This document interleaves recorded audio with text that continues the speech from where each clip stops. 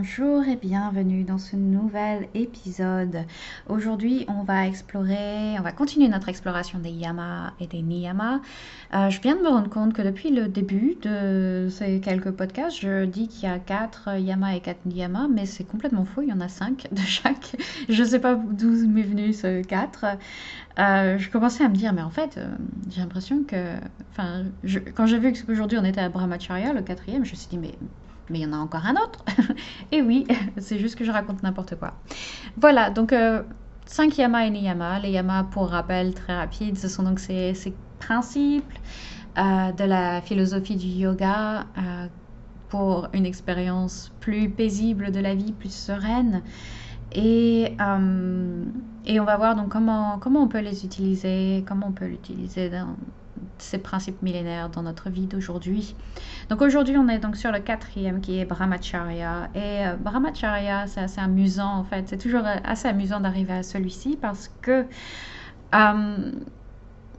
parce que de nos jours, il est souvent traduit comme la bonne utilisation de notre énergie et c'est une interprétation très moderne, je pense, de ce yama, parce qu'en fait, à la base, c'est simplement l'abstinence sexuelle, en fait.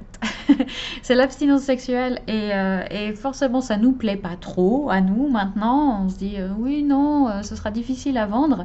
Alors, on l'enrobe on l'extrapole un petit peu. Voilà. Parce qu'à la base, il faut comprendre que quand ils ont été écrits, ces yamas et ces niyamas, ils s'adressaient pas à tout un chacun, c'était vraiment pour les yogis, pour les moines, entre guillemets, qui vivaient dans des ashrams et qui dédiaient leur vie à l'étude de la philosophie du yoga ou même à la méditation et à tenter d'atteindre l'éveil, samadhi. Euh, donc l'abstinence sexuelle, ça faisait partie intégrante de leur travail, du fait de protéger leur énergie pour ne la consacrer qu'à cette noble cause qui est donc d'atteindre l'éveil. Évidemment, aujourd'hui, bon, on est plus trop, on vit pas souvent dans des ashrams.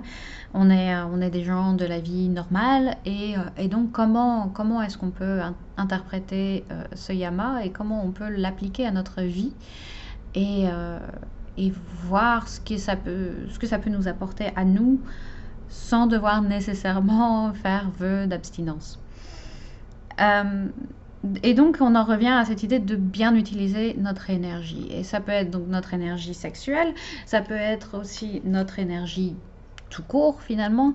Et moi, je vois ça vraiment comme cette idée de modération dans tout ce qu'on fait finalement, de ne pas dédier une trop grande partie de notre énergie à un aspect en particulier de notre vie, ou en tout cas de toujours bien surveiller que nos efforts, notre énergie est dédiée et euh, employée à des causes qui nous servent, tout simplement.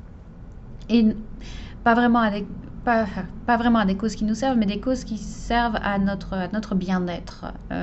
Et ça peut être une distinction subtile mais nécessaire. Donc, ce que je vous encourage à faire, c'est de regarder un petit peu votre semaine, de regarder un petit peu votre emploi du temps, de regarder un peu ce à quoi vous employez votre énergie dans la vie quotidienne.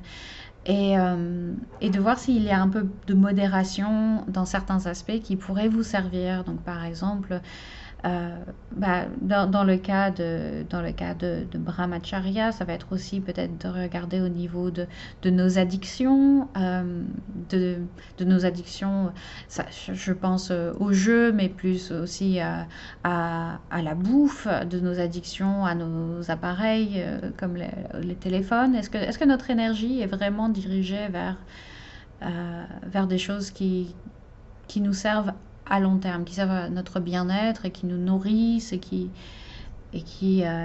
nous enrichissent spirituellement, émotionnellement, mentalement, tout ce que vous voulez. Et où est-ce qu'il y a des domaines dans lesquels on pourrait apporter plus de modération peut-être. Donc c'est encore une fois une vaste question, bien sûr. Tous ces yamas le sont. Donc je vous encourage à réfléchir un petit peu à tout ça cette semaine, à me donner un petit peu votre point de vue aussi sur la question, à me dire s'il y a un de ces yamas qu'on a exploré jusqu'ici. Donc Ahimsa, la non-violence, Satya, la sincérité, Asteya, l'honnêteté, et aujourd'hui donc Brahmacharya qui va être l'utilisation modérée ou consciente en tout cas de notre énergie, à bon escient dirons-nous, et à me dire ce que vous en pensez, voilà. Sinon, moi, je vous retrouve donc la semaine prochaine pour le 5e yama, n'est-ce pas, puisqu'il y en a 5, qui est Aparigraha, qui est un yama que j'apprécie beaucoup aussi, qui est la non-crispation, le fait de ne pas s'agripper, aux choses, aux personnes, aux expériences. Et c'est un yama qui est très très très intéressant à mon sens, peut-être le plus intéressant des 4. Des 5. Merde, je recommence. Ok. Merci beaucoup. N'hésitez pas à me contacter via Insta, Facebook, mon site, ce que vous voulez.